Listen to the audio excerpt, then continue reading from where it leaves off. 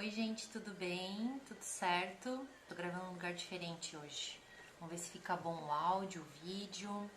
Eu vou carregar esse vídeo, como vocês devem estar assistindo já agora, pelo YouTube. Tá sendo bem interessante a gente fazer pelo sistema do YouTube, porque ficar mandando o link do nosso computador, às vezes o nosso computador não acessa legal.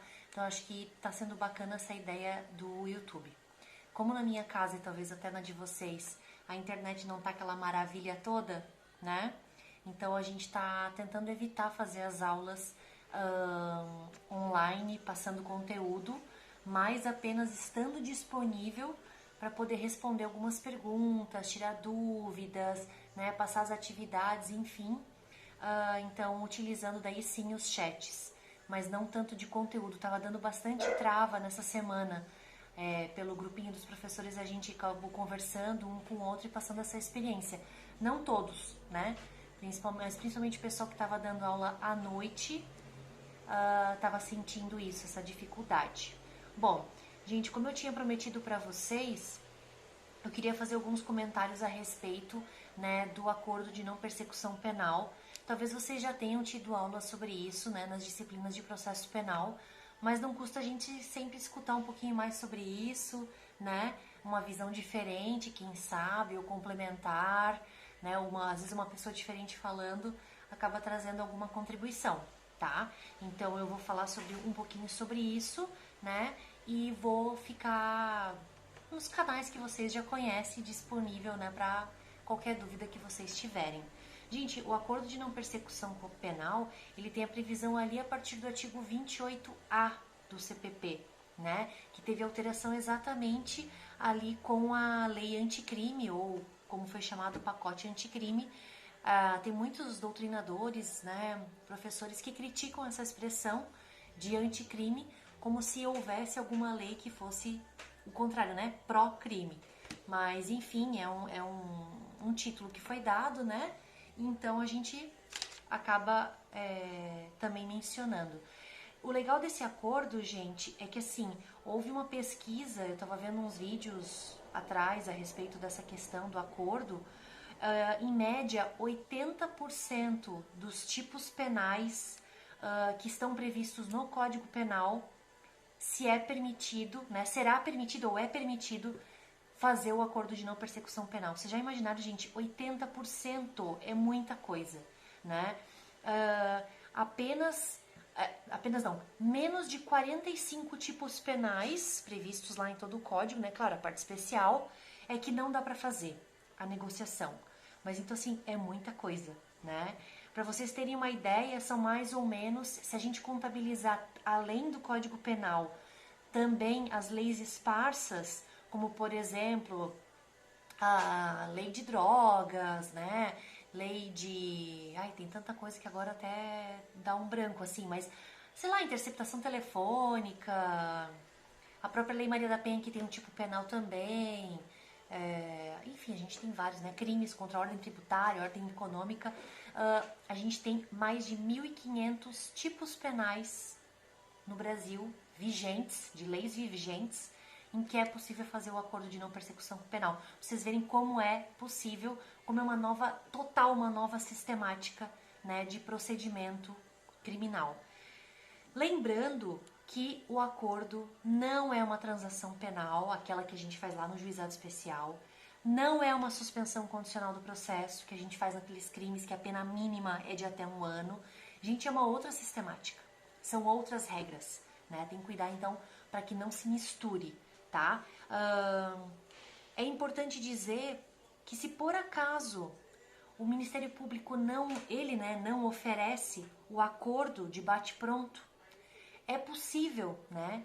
O advogado ou o defensor, ele deve procurar, né, esse promotor que está cuidando do processo, ou a procuradoria geral, se for o caso, isso eu estou falando mais da vida prática, para tentar entrar com um acordo, né? Se não vier da própria promotoria, que o lado da defesa vá até a promotoria para propor.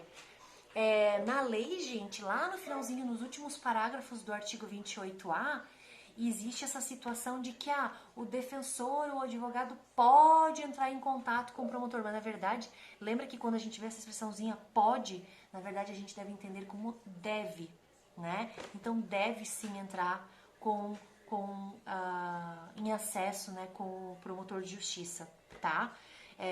A ideia é, falando ainda sobre a vida prática, de acompanhar o processo, gente, para vocês que logo daqui a pouco vão se formar, desde o inquérito policial, né? Porque a partir do momento que o inquérito sai da delegacia e vai lá para a mão do Ministério Público, né, do promotor, aí tu já tem que então ir atrás desse promotor para tentar fazer e oferecer, enfim, esse acordo, né?